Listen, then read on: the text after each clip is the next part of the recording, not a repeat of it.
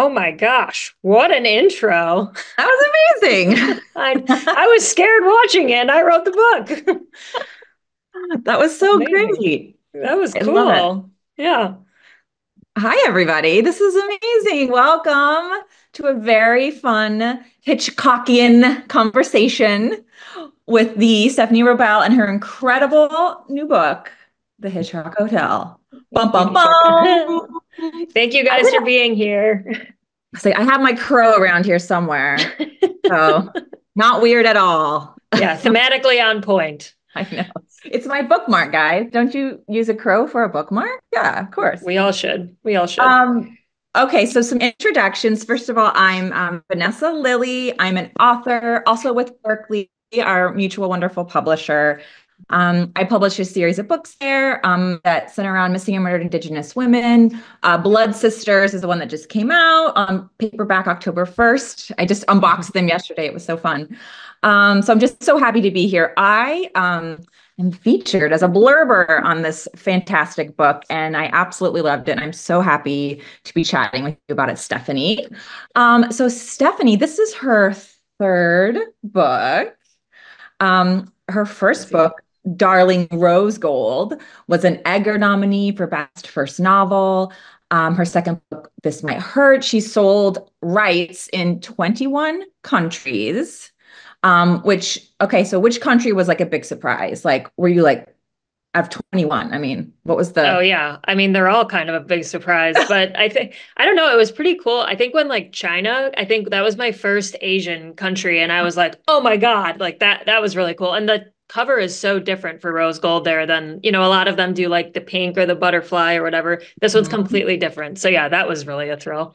I'm such a geek about international covers. So this Mm. reminds me, make sure you're following both Stephanie and me on Instagram. Stephanie has such a great account too, including lots of book recommendations, as well as your own writing process, which we're going to get into in a minute. But I love following along your spreadsheets of words logged in, which is so cool because I'm nosy and I want to know. And let's see. Oh, a final bio line, which is you were born and raised in Chicago. And then I know this because I follow you on Instagram. You recently moved back. Is that Yes, right? so this Chicago's actually kind of a stopping ground for us. We are moving west to California next week, actually. So I just decided, why not move the week that a book comes out as well, and try and I think juggle as many things as I can in a it's couple weeks great. span. It's Yeah, no problem. yeah, yeah. And also, so in advance, many of you submitted some fantastic questions. But if you'd like to submit more, I'm going to do my best to multitask here and follow along the Q&A. Look, somebody's already done it. You're Oh my amazing. gosh. And then feel free to chat and have some fun. Like if you want to tell us your favorite Hitchcock movie, I'm nosy. I always want to know. Um, and we're going to just get into it. So, welcome everyone. This is so much fun. Okay, Stephanie. So, we have to start because anytime, oh, yeah, also a light warning I have a loud dog. So, apologies in advance. It'll be like a jump scare for Wow, the everyone. timing of that was great. It's like, that's right, I am loud. I We're have a voice and I'm connected. going to use it. That's right. Okay, so I mean, anytime you're writing a book, you know you're going to spend a year plus on that world. So tell me about what it was about the world of Hitchcock and this story of, in particular, we've got a man who owns a Hitchcock themed hotel, bringing his university friends back for a mysterious weekend. How did this Mhm. kind of come about for you and that you wanted to focus on this? So it was kind of a mix of two things. So my first sort of run-in with Hitchcock was in college. This will sound very familiar to people who have read the book. I took a film studies course with a professor named Dr. Scott, and there I watched North by Northwest, and that was the first Hitchcock movie that I ever saw. And Hitchcock made a ton of espionage thrillers. Those are great. They're not personally my favorites. Mine are, surprise, surprise, the dark psychological thrillers, which I eventually came to. And so this book was an excuse to do a very deep dive into Hitchcock because before that, before I wrote this book, I'd seen the most popular ones. I'd seen his biggest hits. So it was that, but then why specifically right now? I had noticed and observed a trend, which I'm sure you too have, Vanessa, which is that there's been a lot of paying of homage to Agatha Christie in our genre. You know, there's just tons and tons of kind of like, how do we iterate? How do we make it feel fresh? And I was like, who are other giants of the genre that I could kind of do that with? And Hitchcock was somebody who came to mind, somebody, like I said, who I always wanted to do this really deep dive on. And so this book was the perfect excuse. I was like, it's literally my job to watch Hitchcock movies right now. And those are the days when you're like, this is a good job. I love it. You can pick the research you want to do based on Yeah. the book. Yeah, Brilliant. pretty much. Pretty much. I'm like, Um, Now let's talk about these fantastic characters. And I love that they're all convening on a Hitchcock theme hotel, which is so clever. Um, Tell us about as you were creating a story, how do you figure out who you want to populate, who these characters should be? yeah, so this is by far my biggest cast. With the first two books, it was only two or three POV characters. With this one, there are seven points of view. And so when I was starting out, I knew with a whodunit, I needed a whole cast of characters who could be suspects, which are all of these friends. And so when I was deciding, when I was like, oh my God, how am I going to create all these characters? I don't know about you, Vanessa, but I think creating characters from scratch is the hardest part of writing fiction. It's just making someone original, making them stand out from each other. So what I actually did, this is kind of random, but I've always been really fascinated by the seven deadly sins. And so I was like, each of these characters is going to take one of the sins, and that's going to guide their career. That's going to guide their vices. So for example, Zoe is one character and she's this chef and she struggles with alcoholism. So gluttony is hers. Like she represents that. And that was a nice shorthand way when I didn't know the characters yet to start to get to know them and differentiate them in my mind. That's brilliant. Um, Thank you. I also love all, we're getting a lot of favorite Hitchcock movies. So I think we Mm. should jump there because we got to know from you. Do you have a favorite? How do you pick a favorite? And then also, was there one that influenced you a little more than the others as you were writing this book? So I can only narrow it down to two favorites. That's as much of a concession as I'm willing to make. So one is Rope, which is, I believe, was made in the 40s. And that was almost like it was like the first, I think, one of the first movies to be shot in what seemed like one continuous take. So it's this dinner party. These two guys in the very first scene murder their best friend and then stuff his body into a trunk and then spend the entire dinner party trying to prevent everyone attending from finding the body. So on its face, it doesn't sound overly complicated. And you would think, well, we already know the guy's dead and where he is. Like, where is the suspense? But I was on the edge of my seat the entire time. So that's one. And then the other is Rebecca, which is adapted from one of my favorite books of all time, also called Rebecca by Daphne du Maurier. And this is just, I mean, it has everything. It's, I feel like Stefan from SNL. It has everything, but it has, the love story between the two. Mrs. Danvers is personally my favorite, and Danny, my housekeeper in my book, is inspired by her. And so those two are my favorites in terms of they both influence this book very heavily. Psycho is also, I would be remiss not to mention.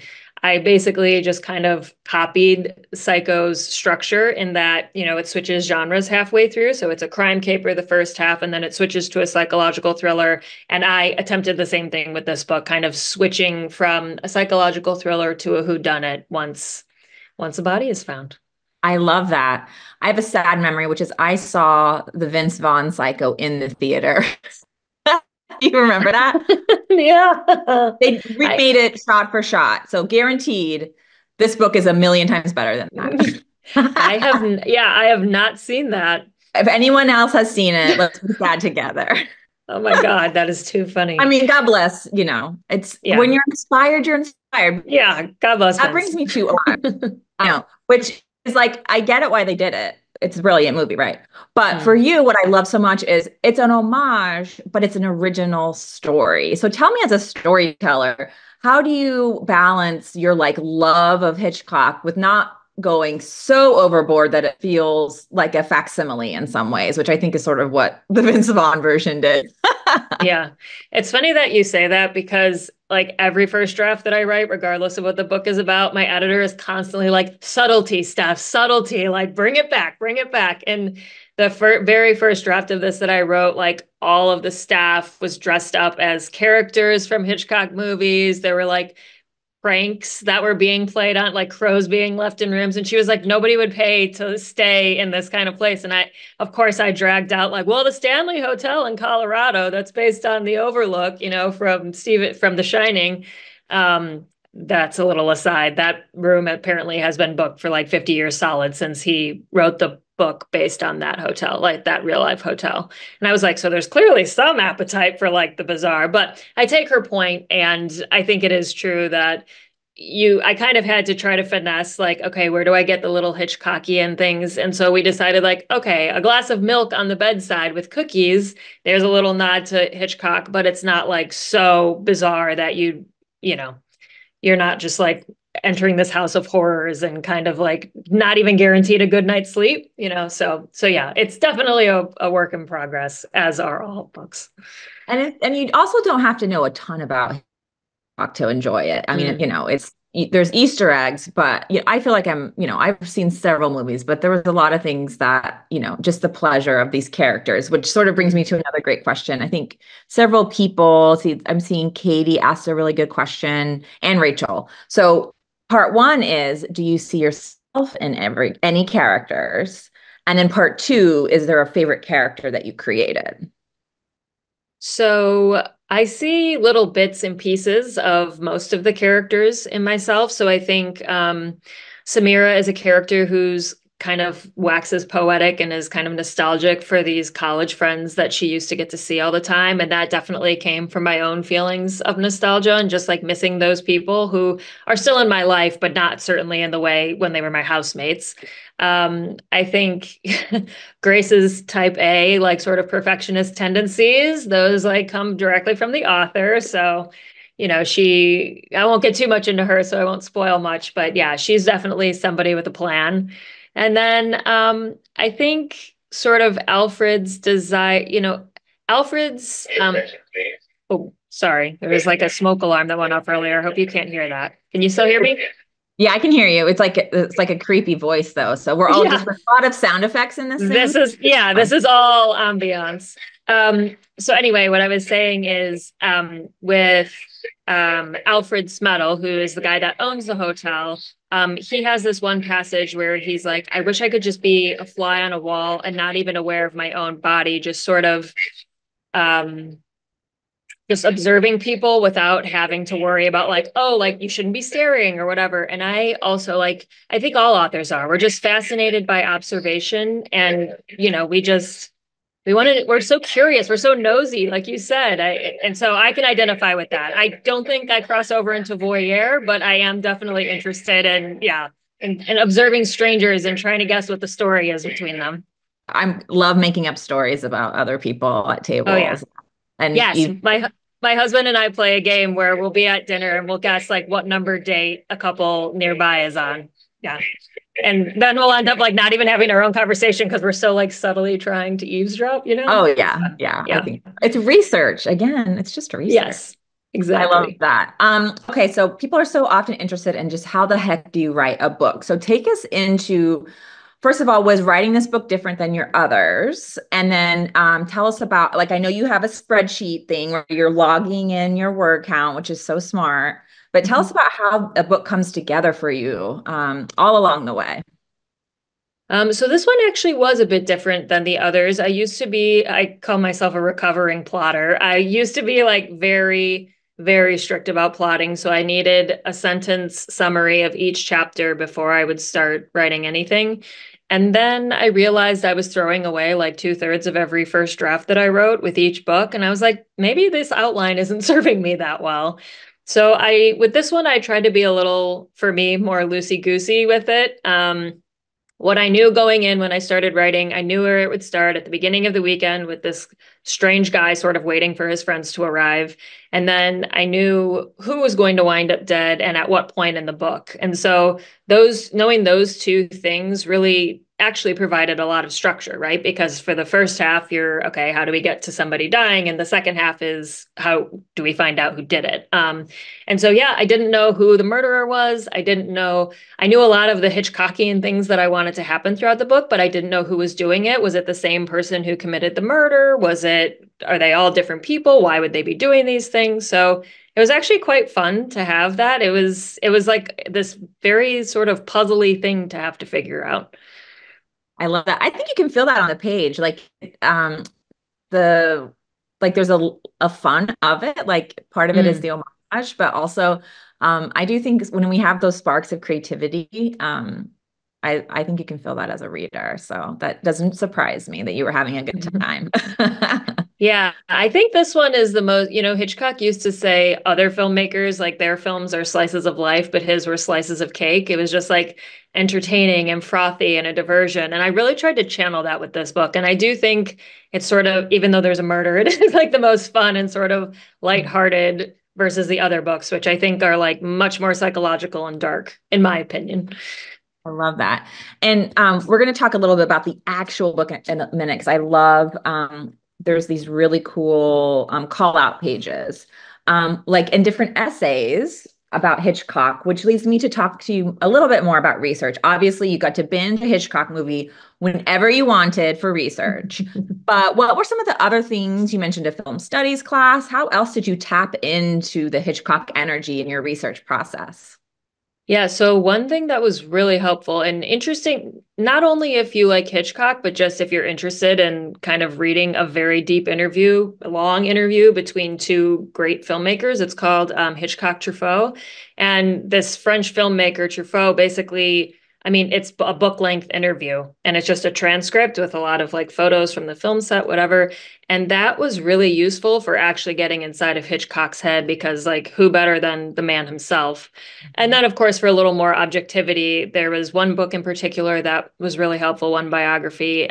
It's called The 12 Lives of Alfred Hitchcock, and it's by a guy named Edward White. And it was very interestingly structured because instead of just sort of chronologically going through his life, it would divide him into like, okay, here's the man, the auteur, here's the murderer, here's the family man, here's, the religions. And so that was a really cool way to keep revisiting that stuff as I needed it in the book, as I wrote my own book. I love that. And that reminds me too, talk a little bit about Hitchcock's wife. She was such an important Mm. part of his, creativity and journey. Tell us about what you learned about her and if there were any inspiration from her life that you included. Yeah, so that's something that's not super well known, I think, unless you're a huge Hitchcock fan, is his wife's name was Alma Revel, which is why I named the university in my book Revel. She was not only, his sort of counselor and like emotional therapist, she was a creative collaborator of his. She had a more successful career than he did when they got together. She was his senior, job wise. And she had been featured in magazine interviews and she had made her own movies.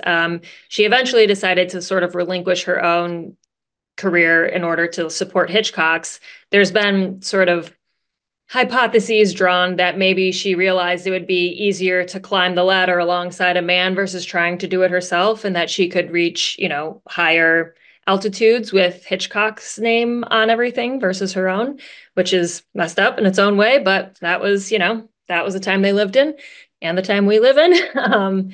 So, yeah, I just really wanted to bring her into the picture as much as possible. And there's passages throughout the book about her. She's in the acknowledgments as well. And this isn't to, Hitchcock always credited her. I mean, when he was giving, big acceptance speeches for Lifetime Achievement Awards, he would say like Alma, Alma, Alma, Alma. Like it's not like she never got any credit from him, but I think she's kind of been forgotten over the years. I didn't live while Hitchcock was alive, so I can't say how well known she was then. Um, I think she was content to be more in the background, but I just feel like given her contributions, she deserves to be held up just the same way he was. I love that. Yeah. And it's wonderful that you can kind of bring her forward as well. And it does take a lot of people to build a story um, in any field. I Yeah. love there was this really great question around if there's within the book itself, if there was a scene that you really loved writing that stands out to you, or maybe one that was very challenging. Yeah, so my two probably Well, my first favorite scene is the discovery of the body because I think, it's just you can those are the you can feel like the exciting chapters for the readers, right? And like as the writer as well, you're like, "Ooh, I finally get to give it to them." So much of writing is like build up, build up, build up, slowly bringing the roller coaster up up to the top, and then like just getting to drop it and let everything free fall is a lot of fun. So that scene is probably my favorite. And then I always enjoy, writing the endings because by the time you get to them, you pretty much know what's coming. And so they just come so quickly and so effortlessly. And especially compared to the slog of the middle, I think. I don't know, you tell me if you agree. I just the ending feels like a confection, it feels like a freebie, just sort of those last like 5, 10,000 words, you're just like coasting almost. Absolutely. And hopefully the hard work is done. So you just get to Yeah. have all the reveals and some maybe a Yeah. twist or two. I love that. Yeah. Um, we need to talk about setting. We talked a little bit about some of the things you had in this Hitchcock hotel, but tell us about developing the hotel itself. Like you said, you had to pick and choose how many things to put in it.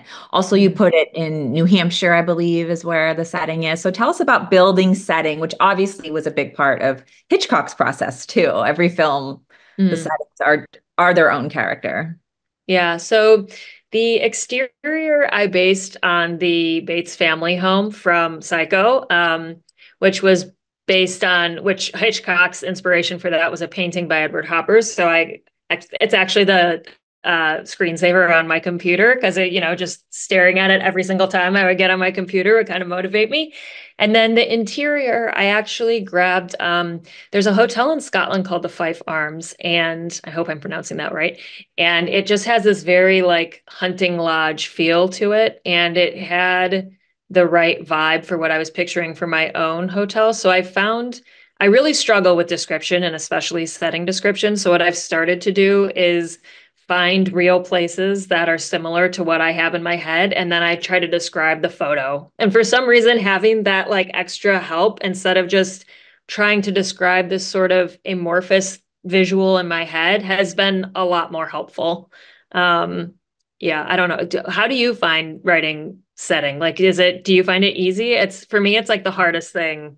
It's really hard. And I think Yeah. I like to make stuff up in my head anyway. So Mm. I'm not a big, I skim setting when I read it in books, which is maybe Yeah. terrible. So as a writer, you have to be thoughtful about, there are some people who love setting. So you have to do a good job. So I have to really Yeah. make myself be thoughtful. Whereas I could write dialogue all day, which would look like a play. Exactly. Yeah. Yeah. I usually have to do like its own not own draft, but sort of a separate take with setting because it's when I'm doing a first draft, there's almost no description. You would be like, are these two ghosts? Like, what do these people look like? I have no idea. It's never, I think Mhm. because I could just see them in my head, it's not the first thing, it's not even the fifth thing that comes to mind. It's always like the action, the dialogue, the interiority. But yeah, description it needs its own pass. Yeah, for sure. And for the characters themselves too, I'm kind of the same way where I don't picture them fully. But were there any like dream casting? Did you picture any celebrities or anything with any of these characters? Like, what do you think Alfred looks like? Or what were were there any people that stood out? Oh, that's a good question. I think because I usually do have people in mind, but I think because the cast is so big, it's Yeah. kind of like an overwhelming task. Although it's interesting, and now I don't know the actor's name, so I'm gonna embarrass myself. Like Julius in my head, do you watch Abbott Elementary? Yeah. Like the like white woke guy who's like constantly just like getting, yeah, crap from I his love staff that. members. Yes. That's the only like visually that's what I picture. And then oh, Beverly from the Mindy Project. I should know these actors' names, but that's who I picture for Danny. Just like the housekeeper, sort of like Yeah. grumpy. And Yes. yeah, for Alfred himself, I just always picture like Anthony Perkins, who played Norman Bates. Like I think just that sort of tall, like Ichabod Crane sort of Yeah. For sure. vibe. Yeah. There's a lot of guys who could meet that Yeah. description. I love that.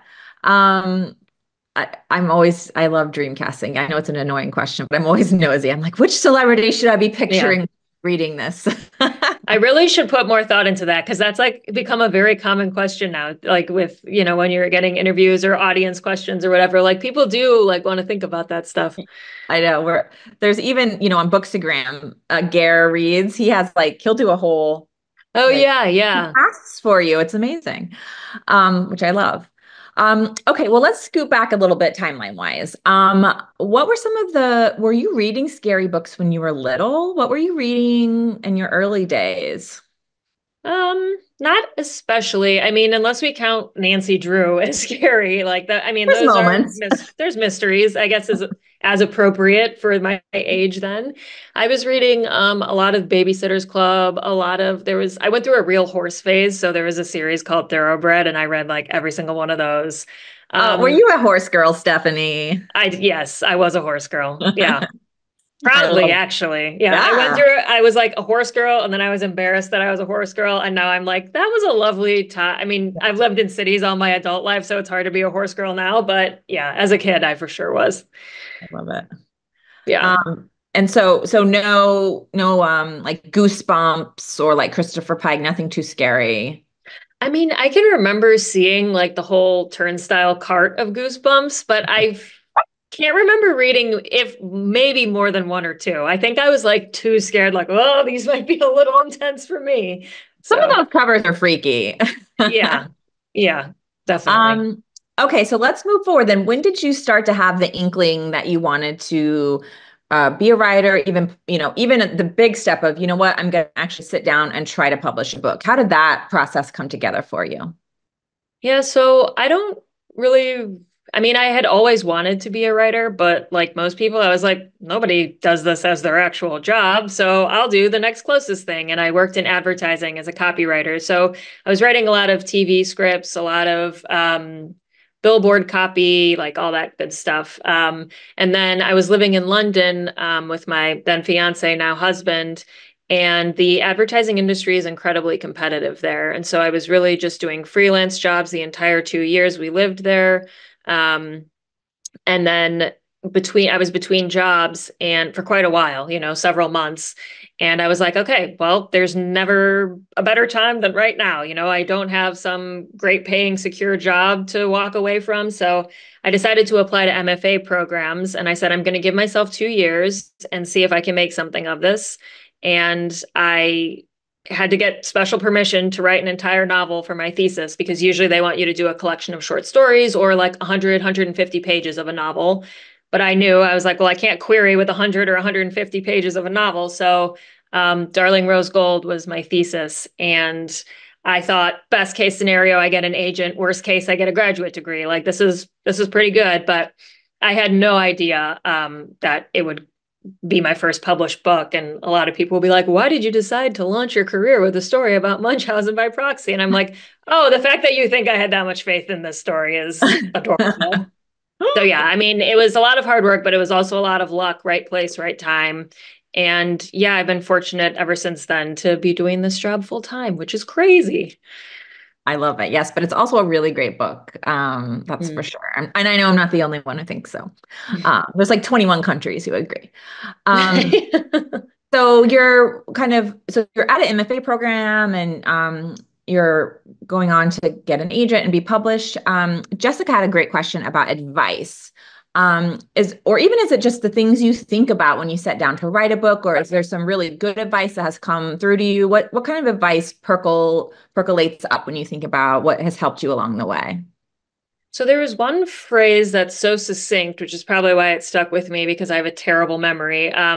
My mentor and thesis chair in graduate school said it during one of the craft classes that I took with her. And she said, write coldly, which is just to say that when you have something that's a really emotional reveal, if you write it just coldly, basically, don't put a lot, don't get really sentimental with it, don't get super emotional, just state it flat out. That sometimes has the biggest punch of all. And that was at the time really revelatory to me. I don't, you just think there are these moments that should be expounded upon for paragraphs or pages or whatever. But sometimes, you're just reading along and it's like, oh, and then she had a miscarriage, or oh, and then he died of a heart attack, and you're like, oh my God. And sometimes the speed of it, the suddenness of it, it almost mimics what happens in real life, right? Which is these like terrible misfortunes that take you unaware. And so that's one that has always stuck with me. And I try to keep in mind anytime I've got like a big thing coming. I love that. That's great advice. Is there anything you learned from Alfred Hitchcock in particular that you felt like you infused into your writing style now? Like, did he permeate at that level for you? Mm. I mean, I think his main lesson for thriller writers is the whole suspense versus surprise thing. So his example was always the bomb under the table. So if two people are sitting in a cafe and a bomb's under the table and the audience knows it's there the whole time, then that's suspense. If they don't know until the bomb goes off, then that's surprise. And he really poo-pooed surprise. He always, almost, oh, I shouldn't say always, he often had the audience a step or two ahead of the characters. And you would think, as a writer, that that would kind of ruin a lot of the fun, right? We like to sort of shock readers now. But it does. It worked, obviously. That's why he's, still known 100 years later. So I struggle with how to incorporate that into my writing because I do think in this contemporary era that the appetite is more for being surprised or thrown off or not seeing things coming. But I think he was obviously like definitely onto something. So I tried, at least in the first half of the book, to make that all about it's sort of like the anticipation of the bang versus the bang itself, where there's this weird guy that's invited everyone here, and what is he going to do? He sounds kind of evil, but like he's not doing anything yet. And so I tried to kind of lean on that a bit, hopefully with good results. Oh, I love that. I mean, you can feel how much you love Hitchcock in the writing, and I feel like I learn something about storytelling every time I watch one of his films, for Mm. sure. Yeah. Um, I love that. And then let's go back a little bit more to plot. And I think it's so interesting. A lot of people were asking, like, how long does it take to write a book? And so, Mm. which, you can share how long this one took you end to end. But as you're writing, especially with this book, when did you start to feel things coming together? Was it just through revision, or was there a certain like character that really pulled everything together for you? Or was it a twist in the middle? When did you start to really see this kind of take shape and think, oh wow, this is it? I feel like I never think that until it's like done. I Yeah. was like, this is a You're like disaster. right now while I'm holding it. Yeah, right. I feel like I tricked somebody into publishing it. So, um, I will say this is the fastest that I've ever written a book from start to finish. It was 10 months, which for me is quick. I know for other people that's like standard, but I don't know if that is because of the slight switch into like more plotty whatever territory, or if it's, as I continue my writing career, if maybe I'm just like less less easily agitated, let's say. I think, with the second book, with This Might Hurt, that it took me 7 drafts. And I think I was so eager to like hit my word count or whatever that even if it wasn't the right route, I was like, well, I need to write something today. And so you get something down and it's garbage, and then you have to revise garbage. I think as I continue my writing career, I realize the importance of just like thinking. It sounds really stupid, but like a lot of writing is just sitting there thinking and like dismissing possibilities and writing in a journal and kind of puzzling things out and not being in such a hurry to hit those word counts or, whatever your marker of measurement is, and to be okay with non-productivity, which is very hard for me, as previously stated. I feel like you've like learned, like you did a shift with this book. This is really fun. Mm, Like, um, yeah. playing around with plotting versus pansing and process and letting things marinate a little bit more. That's very inspiring. I love that. Um, so the cover is so good. I mean, Yeah. Berkeley, I'm very biased, but Berkeley does such a good job.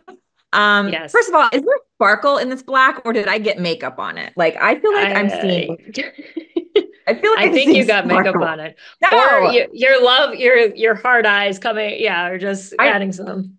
listen. I want so. Does anybody out there have this book in front of them? I'm telling you, I think the black has sparkle. I do. I Um, mean, mine. If so, they skipped it on mine, which seems unfair. If anyone should have I got the sparkle, sparkle yeah. copies. They were like, Vanessa, she's got to get the sparkle I one. mean, did I pour makeup all over this book? Because even though it's fine, it's just a light sheen. Okay, well, make sure everyone gets hard copies of this book tomorrow. DM Yes. me on Instagram and tell me if your Yeah. hard Only so copy. we can tell if they're sparkles or not, for no That's other the only reason at reason. all. Yeah. Yes, no, but the cover is so good. So tell us about, I mean, well, let's talk about it first. Obviously, we've got the psycho illusion here with this amazing bathtub and curtain. Mhm. We've got the birds. And there's a bloody phone, which is so good. Yeah. So tell us about, I mean, I know, didn't you want to just like throw every allusion to every Hitchcock movie on it, which I would want to do that. I also love this font, a wonderful Yeah. blurb from Riley Sager. How did this kind of come together? Did you send, oh, there's a phone. Yeah. Yeah. That's Um, incredible. I love it. How did you say, They, okay, I want this and I want this and I want this, or what no. Luckily, I was not left to my own devices because, to your point, it would have looked like Hitchcock threw up on the cover. So basically, I just, with each of the books, I don't know what your process is with Berkeley, but my editor asks me to send some kind of inspiration covers, whether it's a vibe or the font or whatever. And so I just did that. And then with each of my covers, I've been really lucky. Like the first one they send me, like, is almost exactly what we end up with. Like once or twice, I've like had a very like minor tweak, but yeah, they just keep hitting home runs. And this was literally what they shared with me. I don't even know. I might have been like, oh, can we, make whatever font a little brighter because it's a little hard to read, but like this was all in place. So I can't take credit for any of that. I love it. Audrey's telling me that mine doesn't spark. And a Audrey, sad don't make face. me look crazy on this. Is like, is this a Hitchcock movie? Is that what's, I'm seeing Yeah, sparkles in your book? Is that you're what being this is? gaslit. Yeah. Yeah, I need 90 me tomorrow. I want to know after you buy your books. Oh, Audrey says I've got the golden ticket book. Maybe that's it. It could be. Okay, so then let's keep going because I mean I just because I love how you have these fabulous kind of Mm, quotes. So all the Hitchcock nerds like me who wants to think about structure and Hitchcock as well as have fun with the story. But how did this decision come about? And then I love how they use it with this awesome black I page on the white know. lettering. Like, how did all of this come together? Because that's a really lot of extra work for you to have to pull out. I mean, there's a lot in here, like essay excerpts. I mean, are there Yeah. many of them? I mean, it's a lot. So originally they were incorporated into the story, and my editor was like, we're starting to get like kind of a lot of these. So maybe we just do like interstitials or something. Like they were almost like they were slowing down the conversation because I wanted to share all this stuff that I learned. The little student nerd in me was like, but the people must know. So this was kind of a nice compromise. It was, and it's also it's not just fun facts. Like it does pull into the story in some Yes. way.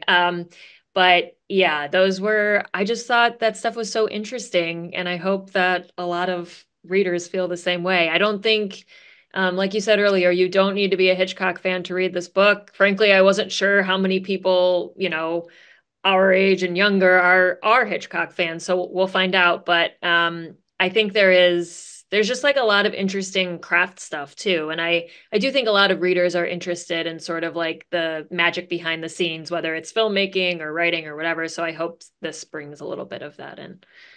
I love it. And like, even just this kind of act one, like I just think it's so beautifully done. Yeah. Little tree in here is so cool. I was Um, thrilled by the black pages because I haven't seen that in a lot of books. And I will mhm. say the the team really leaned into crows. You would have loved it with your crow book, Mark. To the point where I was like, well, maybe not crows on every single play. Yeah. But it More was fun. crows. Yeah. No, it's amazing. Because like, okay, we got a crow. Yeah. Love it so much. And then Yeah. in the chapter headings, it's so good. I mean, when you got a good theme, you go for it, right? Yeah. Prologue. I love Yeah. And it. there were more, to be clear. We like dialed back 50% of the crows, honestly, Oh, to yeah, like there were a lot of crows. So I mean, if you there's a lot. like birds, That's this right. is your I book. mean, there's a lot of birds Yeah, and birds, so I like that. there are. Yeah. Oh, that's amazing. There was a question too about I don't read a lot of horror. I wouldn't, and I read this. I would not say this is horror. Mm. It's suspenseful moments. I mean, if you like Hitchcock, you're good. definitely. Yeah. Would you agree, Stephanie? It's not so scary.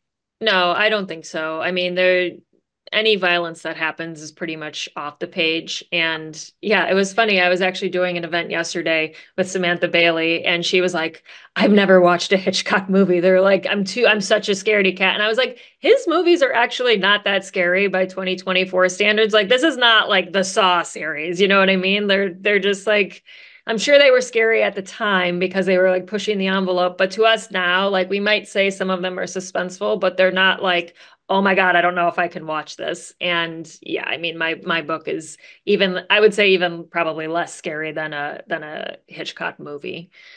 Well, like you said, it's suspense, right? So it's not Yeah. that you're seeing these bloody things happening. It's sort of what you're imagining, or really what you're fearing, like who's gonna die, what's gonna happen, right? Yeah. It's internal versus like, oh God, that's so much blood. Like it's a different. Yeah.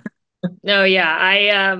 I find it hard to read very gory horror. You know, like I will dabble and I will read it, but to write it, I was like, oh God, I don't know. I don't think I really want to like think about it that specifically, Mhm. you know? Yeah.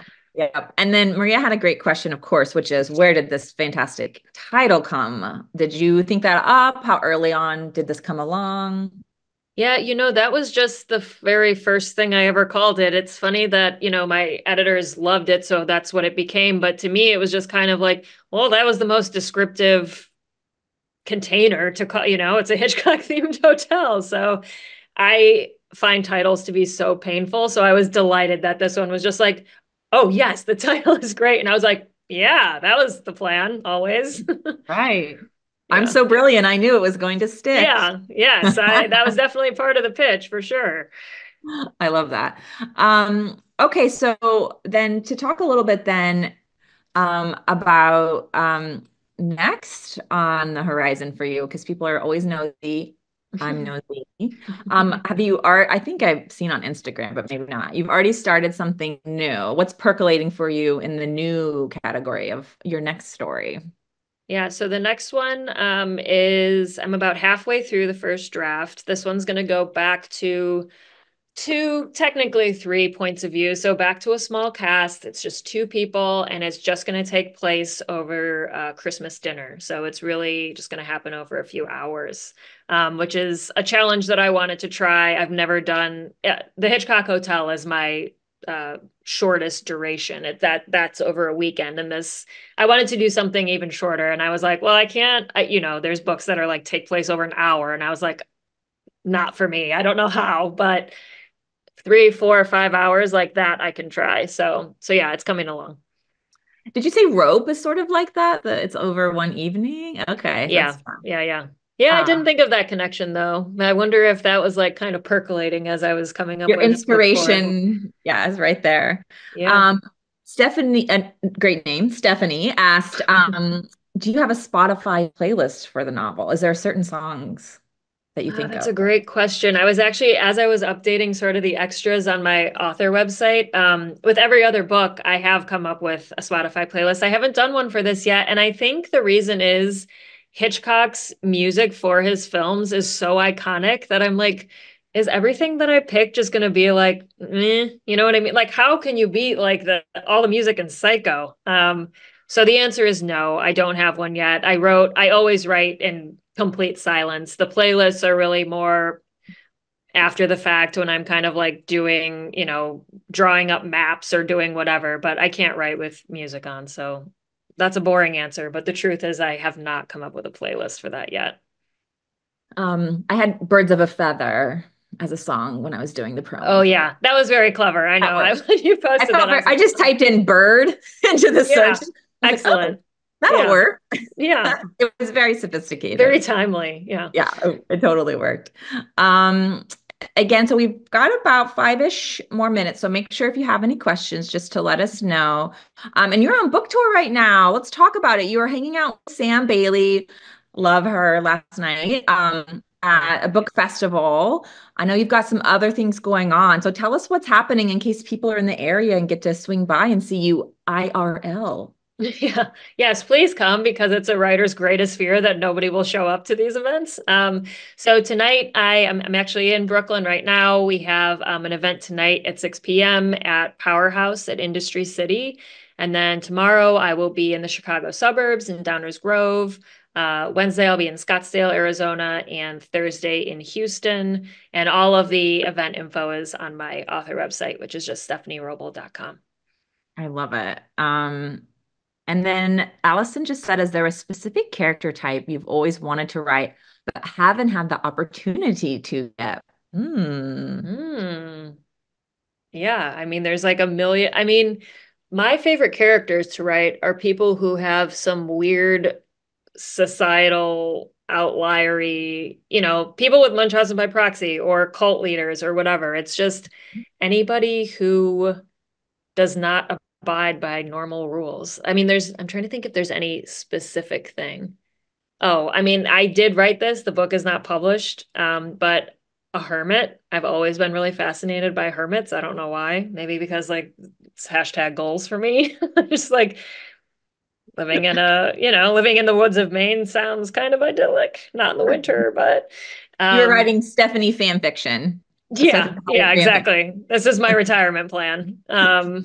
So yeah, I always have like, I don't know where you keep your ideas, but I have this sort of like digital cork board that's just like, if you read it, you'd be like, what is happening in this person's brain? It'll just be like a weird word or two that means nothing to anyone else, but to me, I'm like, oh yeah, that one. I can Uh, see it. yeah. And then I just wait till like I kind of shuffle them around and like whatever's in the top left, that's what's currently obsessing me the most. And I'm like, is it good enough to turn into a book? Like, is there something there? I love that. Yeah. Oh, and Walter had some nice business logistics questions. Tell us about how you found your agent, and then maybe a little bit about the kind of querying into going on submission process. And so for people who are interested in that. Yeah, so I found my agent the way that most writers find their agents, and I was just going through the querying process. I did not know her before. I did not have any connections to her whatsoever.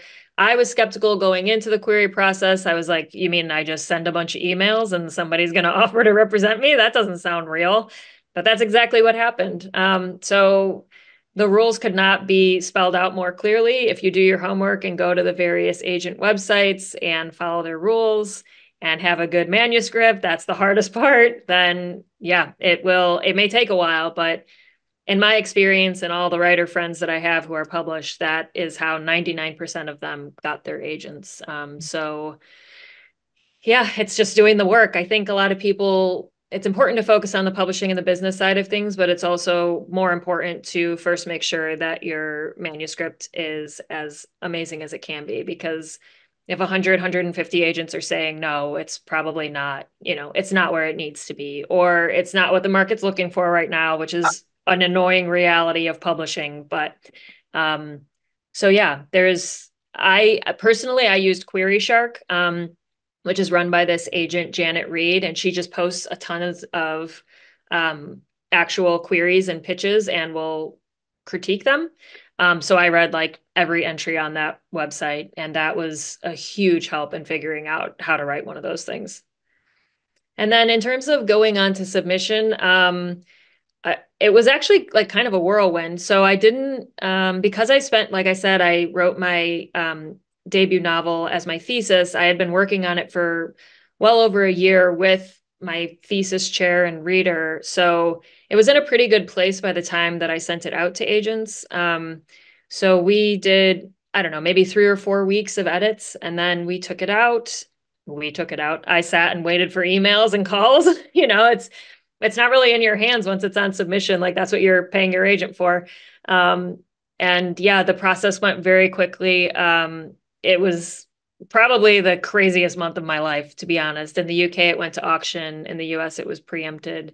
And then, like you said, it sold in a whole bunch of territories. So I don't, yeah. All I can say is like, thank you very much to my agent because that part of the process is all her. So yeah, she's great. Well, I mean, a great book helps.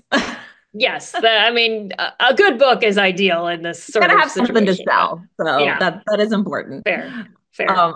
I love that. And then again, just last call if anyone has any final questions before we do our closing here. And kind of in that vein, then is there sort of some writing specific advice you would give to people if there are any kind of aspiring authors? Mm. Yeah, I mean, I feel like this is what everybody says, but I say it and repeat it because it's true, which is set small, attainable goals for yourself. I think when you've never written a novel before, and even when you have, by the way, at least once with every book, I literally Google how to write a novel because I'm like, how have I forgotten again? But what I was going to say is just holding yourself accountable to these small pieces of forward progress because it's really daunting when you're at the first 10,000 words might come out of you very easily. And then you're like, oh my God, I have 80,000 more to go. So whether it's 500 words, whether it's a scene, whether it's daily, weekly, monthly, I personally have found, like you said, keeping a spreadsheet and seeing those numbers tick up and seeing, oh, I was at 30% before and now I'm at 40%. Like it sounds small, but when you take on projects of this size and scope, you really need to be able to kind of have these little internal, like, you can do it, like sort of cheering yourself on. So that's what's helped me. I love it. And I was about to ask a question, but Stephanie Wilson read into my brain. We are connected, Stephanie Wilson. What are you reading? Well, I mean, you're on book tour right now, but what have you read Yeah. recently you loved? What should be on our TBR? We got to, when we're buying your book tomorrow at Barnes and Noble, what else do we need to get in the cart? So I feel like he may not need any boosting from me, but I recently came upon Chris Whitaker and read We Begin at the End and like absolutely loved it. For those who don't know, it's like Demon Copperhead is but like a literary crime novel, but like the crime doesn't happen till 100 pages in, but you were like, oh, I didn't even notice that because this is such stellar writing and character building. So after that experience that blew me away, I just actually finished All the Colors of the Dark, which is the book he most recently published, and that one is great too. So I am definitely part of the Chris Whitaker fan club now. I love it. There's many of his fans that are popping in to say agreed. Oh He's yeah, yeah, incredible. he Um, is. Oh, so we are coming up to the end of our chat. I have some important things to say. Um, Number one, if you, along with this, ordered your copy, like a signed copy, you're going to be getting it in the mail the next week or so. It officially goes on sale tomorrow. So happy early book birthday, Stephanie. Thank you. So excited for you. And then just everyone make sure you're following both of us on social media. I know, especially Instagram. I love following you and your adorable dog, Moose. Yep, that's him.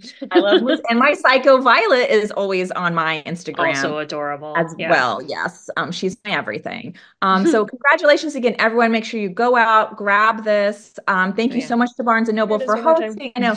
Yay. Yay. It's been such a great group, and thank you guys so much. Yeah, have so much fun on your launch. If you're in the neighborhood, make sure you go enjoy one of Stephanie's events. Yes. This has just been so much fun. Thanks everyone for joining in. Yeah, thanks to Vanessa for moderating this. It was such a great experience to be here. And thank you guys all for coming in the middle of your Monday. And I hope you like the book. Yay, so fun. We should take a picture, Oh obviously. yeah. All right, I'm Okay. gonna Great. do. You have to hold up. All right, everyone smile. Just kidding, you're not on the screen, but let's pretend. All right, But hold up our. smile All anyway. right, smile. One, two, three. All right, check out our Instagram. We're going to be posting about this. It was so good Okay. to see everyone and chat. This was so fun. And Thanks, congrats to you, guys. Stephanie. This book is fantastic. Your readers are going to Thank be you. obsessed. Thank you Hitchcock so much. style. Yes. Yeah. The worst kind. Okay. Awesome. Bye, Bye, guys. guys. Thank you so much.